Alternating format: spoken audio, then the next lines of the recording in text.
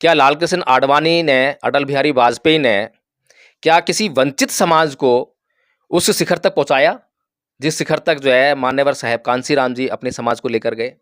उनकी लड़ाई किस लिए थी? उनकी लड़ाई असमानता के खिलाफ समानता की स्थापना के लिए है, समता के लिए है, जातिवाद के खिलाफ है। और इनकी लड़ाई किसके लिए है? जातिवाद के लिए है। जब तक ये भारत जो है बौद्ध राष्ट्र नहीं बनता है, मैं स्पष्ट रूप से बोल रहा हूं कि बौद्ध राष्ट्र बनना बहुत जरूरी है, क्योंकि बुद्ध का ही धम्म है जो मानव को मानव कहने का गौरव प्रदान करता है। बुद्ध का ही धम्म है जो मानव मानव को समान बताता है। बुद्ध का ही धम्म है जो केवल और केवल मानव के कल्याण की बात करता है। बुद्ध का ही धम्म है जो मानव के कल्याण के लिए अपने सिद्धांतों में, अपने नियमों में बदलाव करने के लिए भी तैयार हो जाता है। भारत रत्न की वो गरिमा नहीं रह गई है। भारत रत्न लाल कृष्ण आडवाणी जी को जीते जी दिया जाता है, लेकिन वहीं भारत रत्न परम पूज्य बाबा साहब डॉक्टर भीमराव अंबेडकर को, जिनको अमेरिका द सन कहता है, अमेरिका से जो है सिंबल ऑफ नॉलेज की आवाज़ वहाँ से आती है बाबा साहेब के लिए। बाबा साहेब की जो कोलंबिया यूनिवर्सिटी है वहाँ पर लाइब्रेरी में मूर्ति लगाई जाती है। विदेशों में उनका बहुत बड़ा सम्मान होता है। विश्व के सबसे बड़े जो 5 विद्वान हैं उनमें बाबा साहेब की गिनती होती है। और भारत से जो है उनके अलावा कोई दूसरा विद्वान नहीं है जिसकी इंटरनेशनल लेवल पे कहीं चर्चा होती हो। और उन्हें जो है भारत के अंदर भी, जब भारत में द ग्रेटेस्ट इंडियन का जो चुनाव हुआ तो उसमें जो है द ग्रेटेस्ट इंडियन का खिताब भी दिया जाता है। इससे बढ़कर मैं इन लोगों की नालायकी की और क्या बात करूं, मैं इनको क्या कहूं, किन शब्दों में इनकी मैं निंदा करूं कि बाबा साहेब डॉक्टर भीमराव अंबेडकर को 1991 में जब बहुत बड़ा आंदोलन किया गया तब जाके उनको जो है मरणोपरांत भारत रत्न का पुरस्कार कम से कम उन्होंने ये सच बयां करने का प्रयास किया, ये सच कहने की हिम्मत की कि राम मंदिर जो है कभी भी बन ही नहीं सकता। राम मंदिर का जो फैसला है जो कोर्ट में लंबित पड़ा हुआ है उसका निर्णय कभी आ ही नहीं सकता, कि ये जो है एक प्योर पॉलिटिकल इशू है, विशुद्ध रूप से जो है राजनीतिक मुद्दा है। और वहां पर जो है कोई ये निर्णय दे ही नहीं सकता, ये निश्चित किया ही नहीं जा सकता कि राम का जन्म कहाँ हुआ, के निश्चित ही नहीं किया। भारत को एक राष्ट्र के तौर पर उसके निर्माण की प्रक्रिया की बात करूं, उसके निर्माण की बात करूं तो उसके निर्माण की जगह पर अटल बिहारी वाजपेयी और लाल कृष्ण आडवाणी ने इस देश को सांप्रदायिकता की आग में झोंकने का काम किया। तो एक बार के लिए हम ये मान सकते हैं कि सरदार पटेल को जो सर्वोच्च पुरस्कार दिया गया भारत रत्न का, वो किसी हद तक न्यायिक कहा जा सकता है, जस्टिफाइड हो सकता है, क्योंकि उन्होंने जो है भारत की आज़ादी के आंदोलन में भाग लिया और संविधान के लागू होने के बाद देसी रियासतों को इकट्ठा करने में बड़ा महत्वपूर्ण योगदान दिया। और अपनी ज़िंदगी में उन्होंने जो है ये जो अभी संगठन चल रहा है आरएसएस का, इसको बैन करने का भी काम किया। जब ये देखा कि ये जो संगठन है इसने गांधी जी की हत्या कर दी और ये आतंकवादी संगठन है, इसकी गतिविधियां आतंकवादी हैं।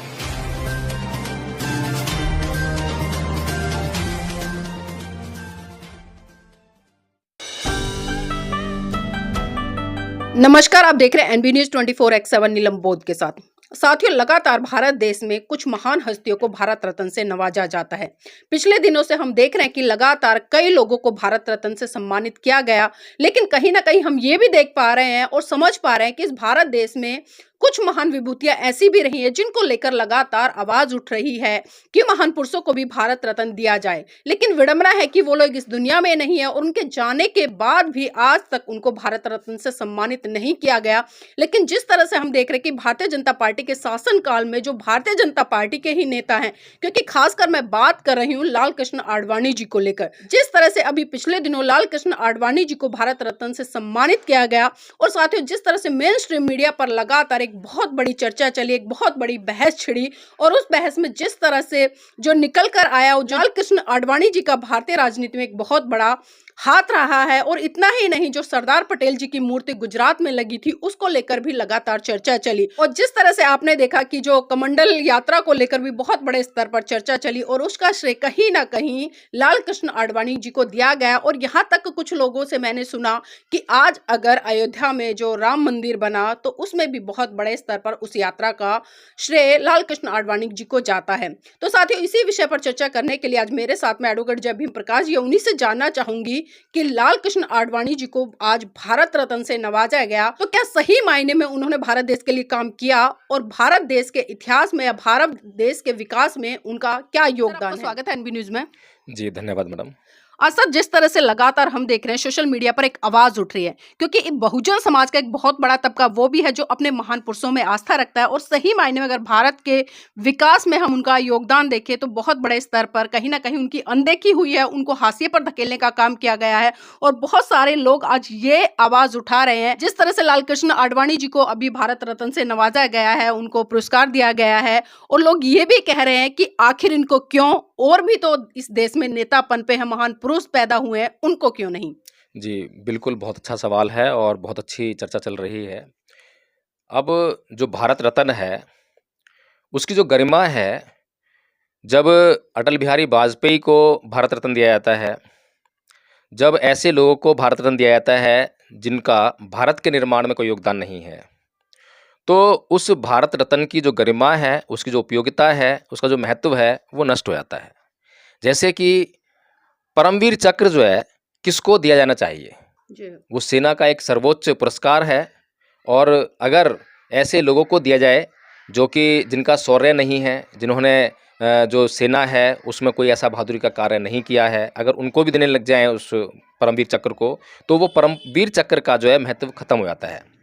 अगर परमवीर चक्र को लेने वाला व्यक्ति जो है कहीं से भी गुजर जाए, तो उसका महत्व जानने वाले लोग जो हैं उस व्यक्ति को सर आंखों पर उठा लेते हैं। ये उसका महत्व होना चाहिए।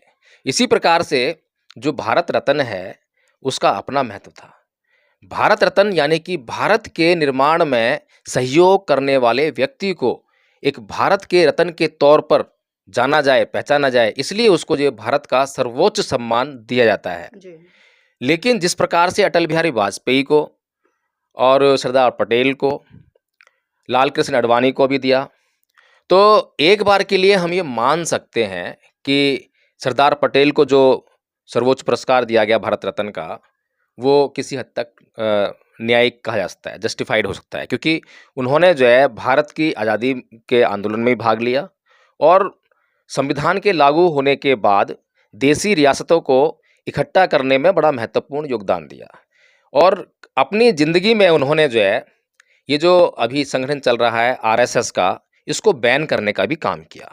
जब ये देखा कि ये जो संगठन है, इसने गांधी जी की हत्या कर दी और ये आतंकवादी संगठन है, इसकी गतिविधियां आतंकवादी हैं, तो सरदार पटेल ने जो है उसको बैन करने का काम किया। हालांकि जातिवादी मानसिकता से ग्रस्त थे।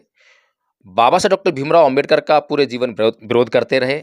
एक कहते हैं कि फूटी आंख वो सुहाते नहीं थे बाबा साहब डॉक्टर भीमराव अंबेडकर सरदार पटेल को जो है। और यहाँ तक उन्होंने कह दिया था कि संसद में पहुँचने के दरवाजे तो क्या, मैंने खिड़कियाँ और मोगले तक बंद कर दिए हैं, अंबेडकर संविधान सभा जाकर दिखाएं, यहाँ तक कह दिया था। तो ऐसा क्यों कहा उन्होंने जो है? ऐसा इसलिए कहा था कि वो जातिवादी मानसिकता से ग्रस्त थे। उनको क्या पता नहीं था कि बाबा साहब डॉक्टर भीमराव अंबेडकर कितना पढ़े लिखे हैं? क्या उन्होंने अपनी शिक्षा का कद जो है बाबा साहेब की शिक्षा के कद से नापने की कोशिश की थी कभी?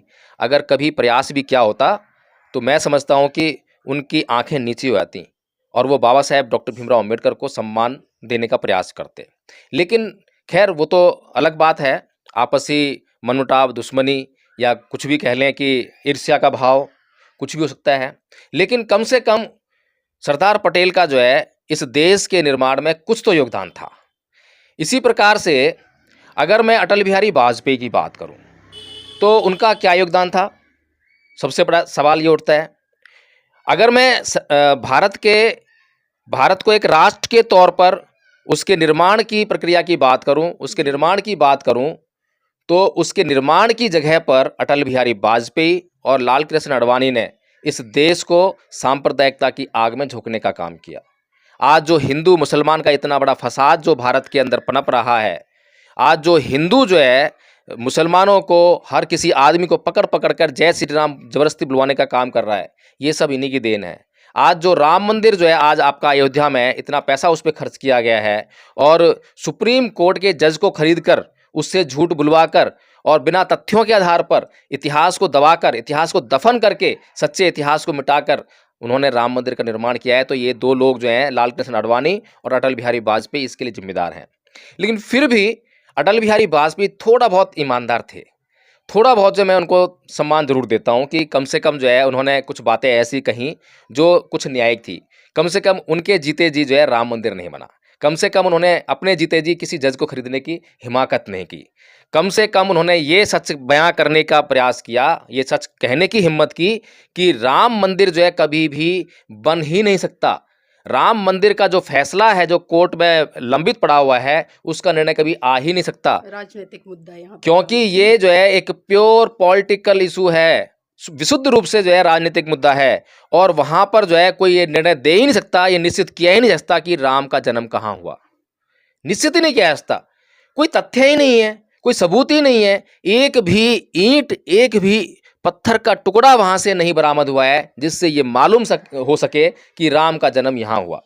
ये बिल्कुल निश्चित नहीं हुआ नीलम जी कि राम का जन्म कहाँ हुआ। तो जब ये निश्चित ही नहीं हुआ कि राम का जन्म कहाँ हुआ है और निश्चित हो ही नहीं सकता है, तो ये जो बाबरी मस्जिद जो ढाई गई, इतना बड़ा पाप इन लोगों ने किया।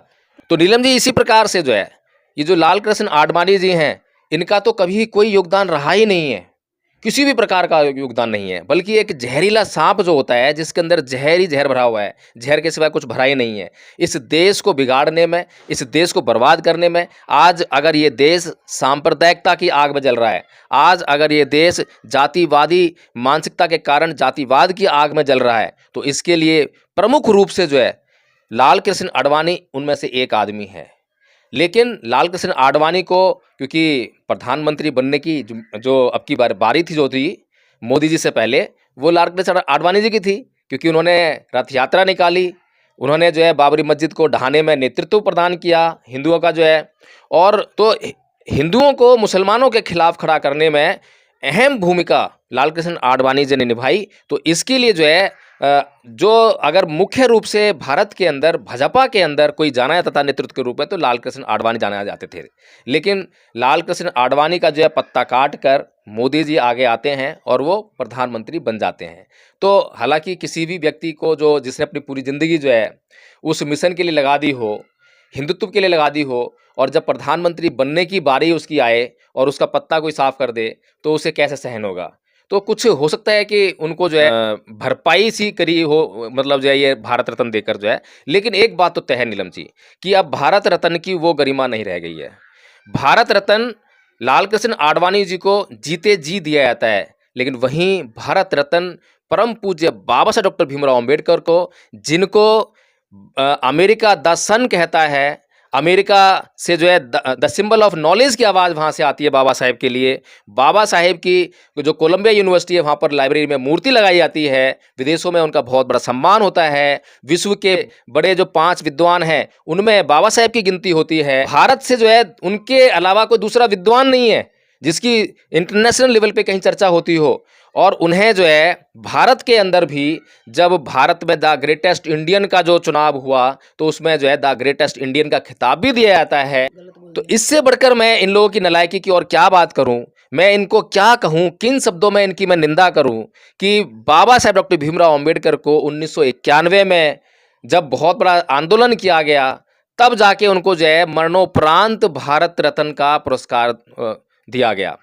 अब ये बताइए मुझे कि बाबा साहेब डॉक्टर भीमराव अंबेडकर के मुकाबले इस देश में, इस शताब्दी में, 19वीं शताब्दी, 20वीं शताब्दी, 21वीं शताब्दी, ये 3 शताब्दियों में जो है लगा लीजिए कि कोई भी बता दीजिए आप जो है जो उनके आसपास भी दिखाई देता हो।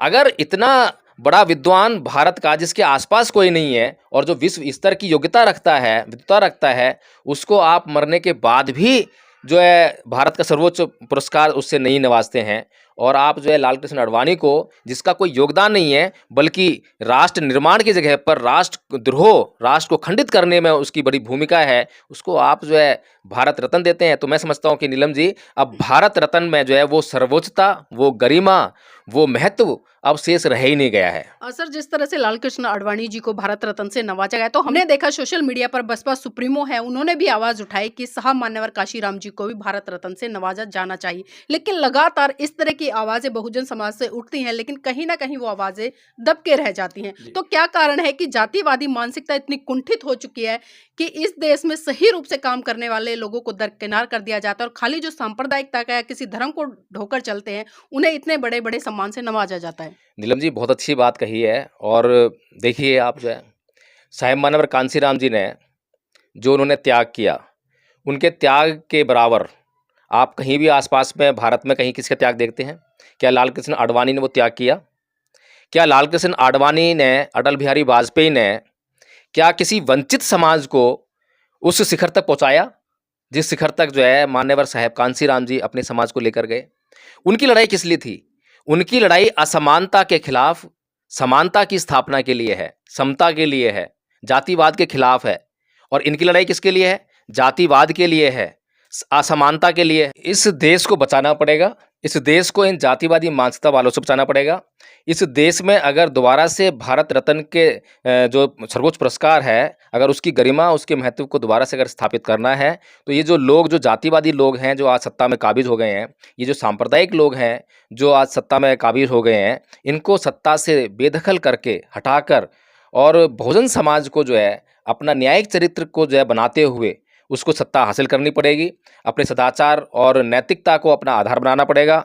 जब तक ये भारत जो है बौद्ध राष्ट्र नहीं बनता है, मैं स्पष्ट रूप से बोल रहा हूँ कि बौद्ध राष्ट्र बनना बहुत ज़रूरी है, क्योंकि बौद्ध राष्ट्र के अंदर ही वो गुण है जो कि इस देश को असली गरिमा और इस देश का असली महत्व पूरी दुनिया में स्थापित करने में सहायता कर सकता है। क्योंकि बुद्ध का ही धम्म है जो मानव को मानव कहने का गौरव प्रदान करता है। बुद्ध का ही धम्म है जो मानव मानव को समान बताता है। बुद्ध का ही धम्म है जो केवल और केवल मानव के कल्याण की बात करता है। बुद्ध का ही धम्म है जो मानव के कल्याण के लिए अपने सिद्धांतों में, अपने नियमों में बदलाव करने के लिए भी तैयार हो जाता है। लेकिन अगर हम किसी दूसरे धर्म की चर्चा करें, जो ये हिंदू राष्ट्र की बात करते हैं, जब बाबा साहब डॉक्टर भीमराव अंबेडकर से गांधी जी ने ये कहा था, अंबेडकर तुम हिंदू धर्म छोड़ने जा रहे हो और बौद्ध धर्म अपनाने जा रहे हो, तुम जो है हिंदू धर्म मत छोड़ो और हिंदू धर्म में रहकर ही जो है इसमें कुछ सुधारवादी काम करो। तो बाबा साहब डॉक्टर भीमराव अंबेडकर ने गांधी जी से ये कहा था कि ठीक है गांधी जी, मैं तैयार हूँ, तो चलो हम शुरुआत करते हैं आपके साथ मिलकर, और सबसे पहले जो है हम वर्ण व्यवस्था, जो कि सबसे बुरी बीमारी है, उसका अंत करते हैं, उसको ख़त्म करते हैं। तो गांधी जी ने तपाक से कहा था कि नहीं अंबेडकर, ये तो संभव ही नहीं है, क्योंकि वर्ण व्यवस्था, वर्णाश्रम व्यवस्था जो है वो तो हिंदू धर्म की आत्मा है। यानी कि हिंदू धर्म जो है मनुष्य के कल्याण से कोई मतलब नहीं रखता। मनुष्य का कल्याण होता है या नहीं होता उससे कोई मतलब नहीं है, उसे अपने सिद्धांतों से मतलब है, उसे अपने नियमों से मतलब है। मनुस्मृति में जो लिखा हुआ है, अगर मनुस्मृति इस देश पे लागू होती है तो मनुष्य का कल्याण होता है नहीं होता, मनुष्य पे अत्याचार होता है, मनुष्य शोषण होता है, कोई मतलब नहीं है। लेकिन जो उसमें लिखा हुआ है वही मानना पड़ेगा।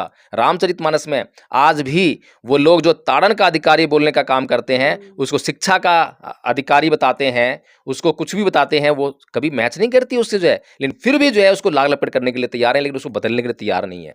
कोई हिंदू आज तक ऐसा पैदा नहीं हुआ जो ये कहे कि नहीं, रामचरितमानस से इसको हटाइए, ये मानव का कल्याण में बाधा है। कोई भी मुस्लिम जो है अपने कुरान में जो लिख दिया गया है उसको बदलने के लिए तैयार नहीं होगा, चाहे मनुष्य का उसको जीवन ही क्यों ना बलिदान करना पड़े, चाहे मनुष्य की हत्या ही क्यों ना करने पड़े। कोई भी सिख जो है अपने गुरु ग्रंथ साहिब को अगर अदबी कर देता है तो उसके लिए उस मनुष्य को, जैसा सिंधु बॉर्डर पे हुआ, निहंगों ने जो है एक बेचारे आदमी का जो है कत्ल कर दिया, उसकी हत्या कर दी। तो ये जो धर्म नहीं है, या ईसाई भी जो है, ईसाइयों ने कितना बड़ा तांडव मचाया है अपने धर्म को बचाने के लिए, धर्म के प्रचार करने के लिए, अपने धर्म को बढ़ाने के लिए कितने मनुष्यों की हत्या की है। तो ये जो जितने भी दुनिया में जितने भी धर्म हैं जो हथियार के बल पर, हिंसा के बल पर आगे बढ़े हैं या अपना प्रचार प्रसार किया है, तो उनसे जो है इस देश का भला होने वाला नहीं है।